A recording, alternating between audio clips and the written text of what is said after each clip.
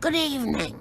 Well, Halloween is come and gone. But you know, the world has gotten so darn scary lately. What with the grim specter of everything, that one holiday just wasn't enough to contain all the frights and chills. So this year, the terror has spread into Thanksgiving.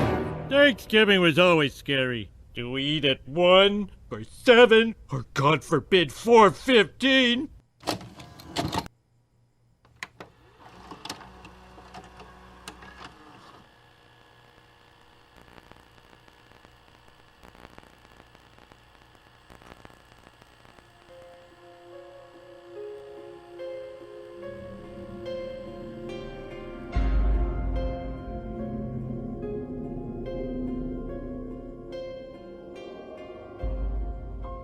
Another Halloween may have come and gone, and Christmas is well on its way. But between the two, there is this barren no man's land that is Thanksgiving. While it's true that winter holidays seem to encroach further and further into fall each year, it seems like Halloween lingers on a little longer too. Which does scan on many levels. The days grow short, the nights get long, the trees are barren, and you can almost hear a fell voice on the frigid wind. And if we're being honest, Thanksgiving is kind of a nothing little holiday anyway. May as well think of November as just the Halloween hangover before Christmas. But there's still something we could do with Thanksgiving. And let's be honest, you don't actually want to spend the long weekend hanging out with your awful relations that you only grudgingly tolerate because we're all shackled to the social contract. And if you're wondering why this video is only going up now, it's because I legitimately did not know that Thanksgiving wasn't always the last Thursday of the month. Just assumed that was the case for several decades now, and no one ever corrected me, so yep, that kind of signifies the extent of my investment in this holiday. But anyway, so join me, why don't you? As I thumb through a bunch of the best, strangest, or most memorable Thanksgiving horror films in no particular order. Fix me a plate, heavy on the dressing. Blood Rage, 1987. Now, the proverbial drumstick of this here dinner of death could only be Blood Rage from 1987. For one thing, it's one of the few horror movies of the last millennium that actually had anything to do with Thanksgiving. More on that later. It's a tale about family, deception, sexual repression, so on many levels it's the perfect movie to celebrate America's birthday. It concerns a set of twin brothers, Todd and Terry. Terry has a quirk where he's driven into the titular blood rage at the sight of sexual content. As a child, he murdered their single mother's date and a random teenage couple at a drive-in and put the frame on his brother, who was too traumatized by the ordeal to defend himself. A decade later, Todd escapes the mental institution that he'd been confined to and makes his way back home. So it really captures the feeling of seeing that family member make an unexpected appearance at Thanksgiving dinner. Blood Rage is a cult classic and picks up a lot of points for bringing the sex and violence, but it loses points for only being tangentially related to Thanksgiving. Truly the die-hard of Thanksgiving slasher flicks. It's not cranberry sauce, Artie.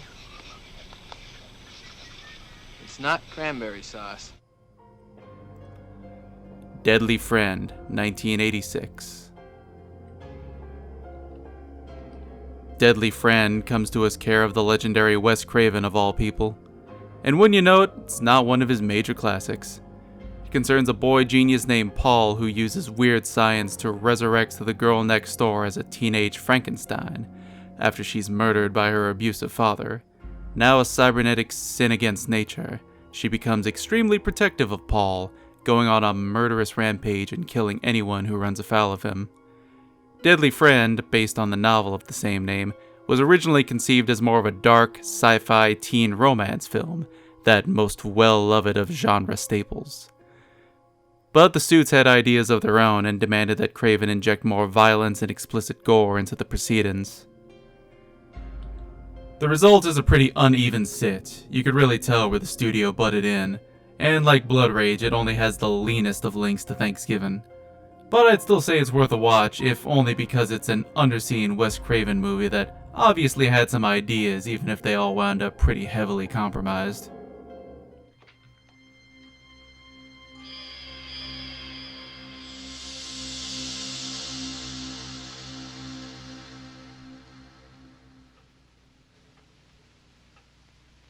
Damn shids.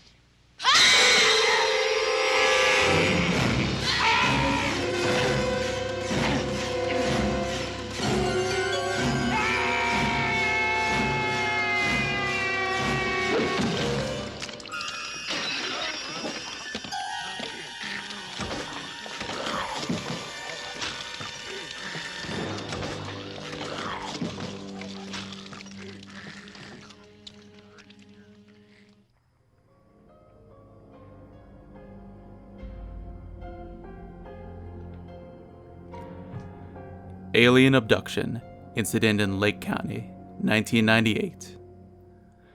Okay, so maybe Deadly Friend isn't quite the strangest flick on this list. I can't be the only person who remembers the 90s UFO craze. Like, yes, of course, everyone remembers the X-Files, Independence Day, and such like. But there's also stuff like Fire in the Sky, that Alien Autopsy VHS tape at every thrift store, the Alien Autopsy board game for children, and this film, Alien Abduction, Incident in Lake County. Predating the Blair Witch Project by about a year, Alien Abduction was another mockumentary horror flick that likewise managed to trick at least a few people into thinking that it was the real deal. Which yeah, this was a TV film that aired after a documentary called Real Vampires Exposed. I mean, it was a schlocky tabloid documentary of the style that was popular at the time. Brief history of vampires, talk about Vlad the Impaler, interview with people who LARP as vampires as a hobby, that sort of thing. But it does technically count as a work of non-fiction, and it apparently primed audiences into thinking that this film was likewise a legit documentary. To make matters worse, the film features a bunch of talking heads who were apparently not informed that they were participating in a work of fiction, so they played it as serious as a heart attack. Whoops. Originally titled The McPherson Tape, it's presented as a teenager's home movie of his family's Thanksgiving. As they sit down to eat, they come under attack by aliens and are all either killed or abducted. Which, I don't count that as a spoiler. Watching a found footage movie and being shocked that all the characters meet the bad end is like losing a chest to a dog.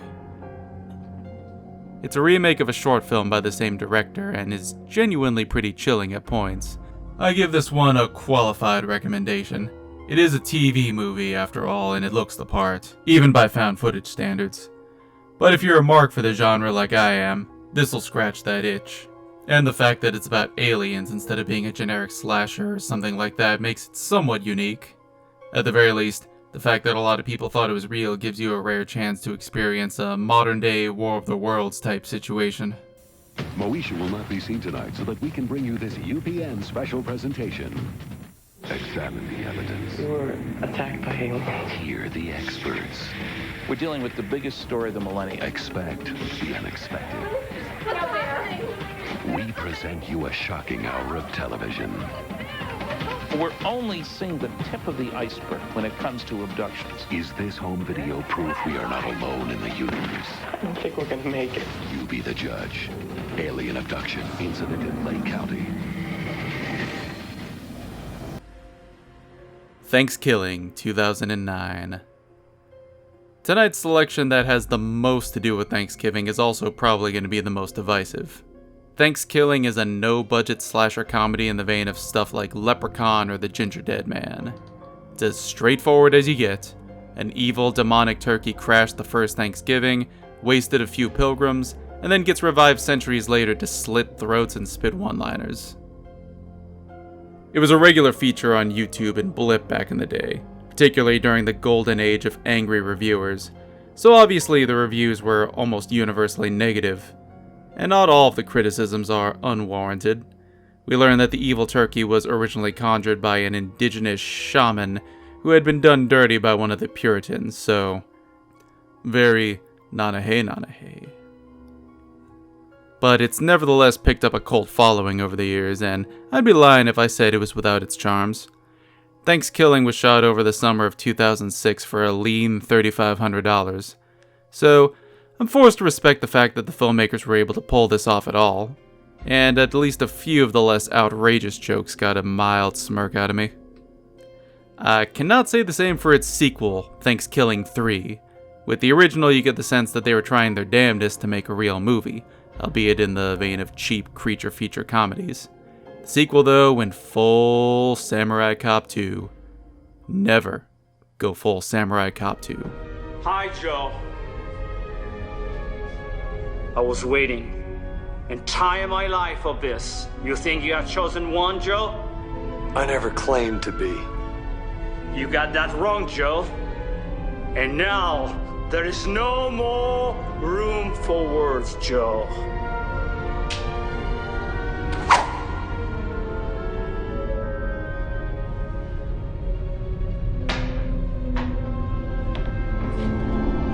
We have to do this.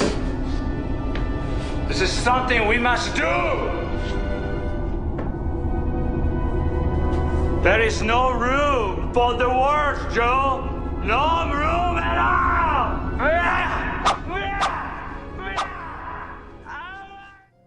Despite making the rounds on the angry reviewer circuit, I cannot say with a clean conscience that Thanksgiving is some kind of unfairly malign masterpiece. It is exactly as cheap and no frills as its detractors say. Most of the jokes don't land, and there's a lot that hasn't aged well. Still, if you just want some cheap, tasteless slop, I've certainly eaten worse.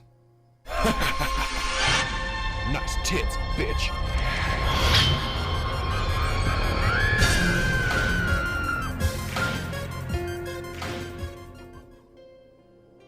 For a long time, Thanksgiving didn't really have a deep bench as far as horror movies go. Certainly not compared to Halloween or Christmas. So if you wanted something to watch in November, you'd usually have to settle for something that was, at best, Thanksgiving adjacent. Blood Freak from 1972 was a cult classic for just that reason. It is a religious, anti-drug slasher about a hippie who eats some turkey tainted with experimental drugs, causing him to turn into a drug-addicted turkey monster who gets high by feeding on the blood of other addicts before being saved by the power of prayer. It has the writing and production value of an Estes Perkle movie and the exploitation sensibilities of a Herschel Gordon Lewis flick. Highly recommended for your friend's giving party, even if the only connection to the holiday is that he turns himself into a turkey. And probably the rarest movie I'm a feature is Lord of the Dead from 2000. It tells the tale of a bumbling man-child named Steve who is secretly an antichrist, being the son of the titular Lord of the Dead, who is a turkey demon for some reason. Steve is then transformed into a soul-stealing turkey demon himself and goes on a rampage, killing his former bullies and terrorizing the local trailer park and adult film studio. It plays like a trauma film made with 1% of the budget, but good McFrickin' luck ever watching it. It's not available to stream anywhere, is long out of print, and only has 3 reviews on Letterboxd. I actually own one of the rare physical copies of it, which is the only reason why I know about it at all. Unfortunately, I haven't been able to digitize it. The capture device I would need is like $200, and I ain't made a money daddy. Hopefully in the new year I'll be able to give it a proper look. These days there are a ton of Thanksgiving horror flicks, mostly of mixed quality. 2020 saw the release of The Last Thanksgiving, a comedy horror flick about patrons in a diner coming under siege from cannibals dressed as pilgrims. 2021's Black Friday is not a Thanksgiving movie, obviously, instead opting to poke fun at the greatest nightmare of all, working retail during the holidays. And last, did you know that you can't actually trademark the concept of something creepy happening in the town of Amityville? Anyone can make an Amityville movie, and as long as you don't call it the Amityville Horror, there's not a damn thing anyone can do about it. That's how you get 2022's Amityville Thanksgiving. I didn't watch it, but now you know that it exists. Also, I guess Eli Roth is out here, cashing in on that lucrative Grindhouse brand recognition. I didn't go see that either, and I don't much want to see anything that has that slack-jawed frat boy's fingerprints on it ever again. I'd sooner watch Thanksgiving 3, to be honest. Sir, what is it? Sir, your winky wink. This is not good. Winky wink? Yeah, sir, your pee-pee. Pee-pee? Your gravy chode, sir. I'm afraid we lost it. You lost my dick? Well, I mean, we didn't lose it. It just misplaced it. Yeah. No dick, huh?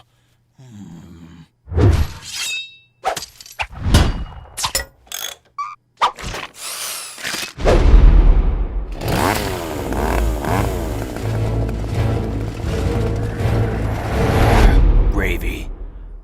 Now I'd try to sign off saying something wholesome or poignant, but I sure don't have anything insightful to say about Thanksgiving. I guess if your racist uncle is getting to you, just remember to take plenty of walks with that cousin you like. Enjoy the long weekend. Catch you later on down the trail.